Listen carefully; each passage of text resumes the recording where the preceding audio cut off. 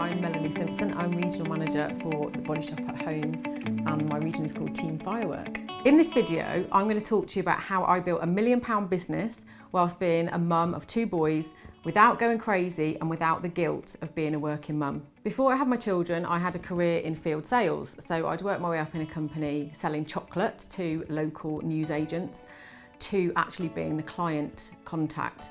And although it was fantastic, when I got pregnant with my first son, I didn't see how I could do that job and raise a family at the same time. So I left while I was on maternity leave. At around month 10, I was feeling pretty desperate. I absolutely loved my son with all my heart, but my career that I'd built up for 15 years seemed like it was really wasted. The days really stretched ahead of me. I didn't know how to fill them. While some domestic goddesses out there might have been really chuffed to spend extra hours cleaning, I really was not. I didn't know what to do with my time. So I'd even go to Sainsbury's cafe every day just for a change of scene. I joined loads of groups like Aqua Tops and Sing and Sign, and they filled some small slots of my day. The people there were lovely. I didn't really quite bond with them sometimes. I wondered if they felt like I did, but I never really asked them because I was too embarrassed to admit that I wasn't 100% happy with my life. Motherhood was supposed to fulfill you 100%, and it wasn't fulfilling me. I really wanted secretly to be in a meeting and talking about something really important rather than picking bits of vegetable out of my hair. I wanted to be sitting in my power suit, not wearing leggings anymore. Son number 2 came along a little bit quicker than expected, so all of a sudden it seemed I had 2 children with just 22 months between them. One, a toddler who was really demanding, and a baby that literally did not stop feeding. How was I going to get back to work? In fact, how could I actually work? Because my brain felt like mush. I could tell you the names of all the Teletubbies, I could sing you Thomas the Tank Engine song, but that really wasn't going to help me in the boardroom, was it? So I felt like I was really stuck in limbo land. The other thing that occurred to me was the cost of childcare. I would have to pay someone to look after my children, and that really didn't sit right with me because I did want to be a mum and raise my boys myself. The main thing was though that I was there feeling bored and unstimulated whilst bringing up these lovely boys, and I felt absolutely guilty for wanting more than that. Maybe you can relate to that? I tried to talk to people around me about how I felt, but they didn't really understand, and I felt quite judged about daring to dream that there was going to be more than this when I really secretly wanted to just be the CEO of Me International. So I started looking around for things that I could do around the children. First off, I really enjoyed cooking, so I thought maybe I could do some catering, and I got a couple of paid jobs, but it didn't really float my boat. My husband at the time thought maybe I could be a teacher, it would be perfect to fit around the kids, but as I was used to the fast pace of sales, I didn't really feel like that was for me either. My friend was getting married and she was being really rubbish at sorting out her wedding, so I decided that I'd be her wedding planner. I really enjoyed getting back into the zone and having a goal and a purpose beyond the puree, and I enjoyed that feeling very much indeed. It was a couple of weeks after the wedding that I got invited to a neighbour's Body Shop at Home pamper party. It was across the road, it was 8 o'clock, and the consultant was selling products in people's homes. As she massaged my hands with a bit of really gorgeous smelling body lotion, I remember thinking to myself, having a moment of epiphany, maybe this was something that I could do myself. I was a little bit hesitant at first. I've been at home with the boys for 4 years. Could I actually do this? I booked my own at-home party, and all my guests told me that they thought I'd be great and they would help me get started. So the seed was sown, my spark was ignited, and oh boy did it shine. I didn't feel like I had very many contacts at the start.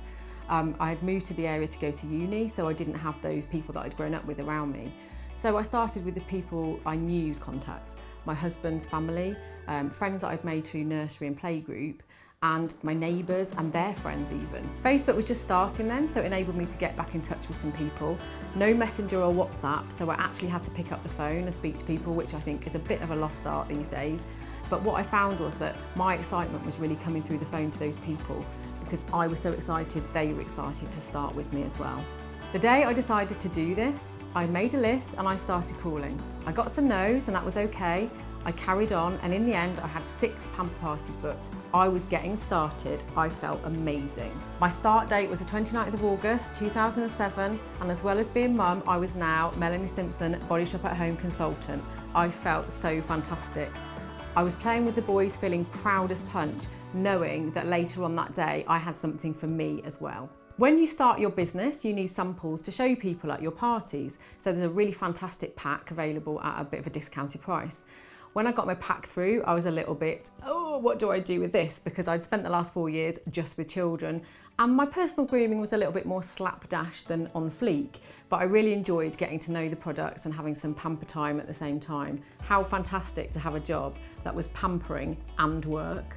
As with most direct sales companies, Christmas comes early, so I found myself running headlong into peak selling season. I was absolutely loving it.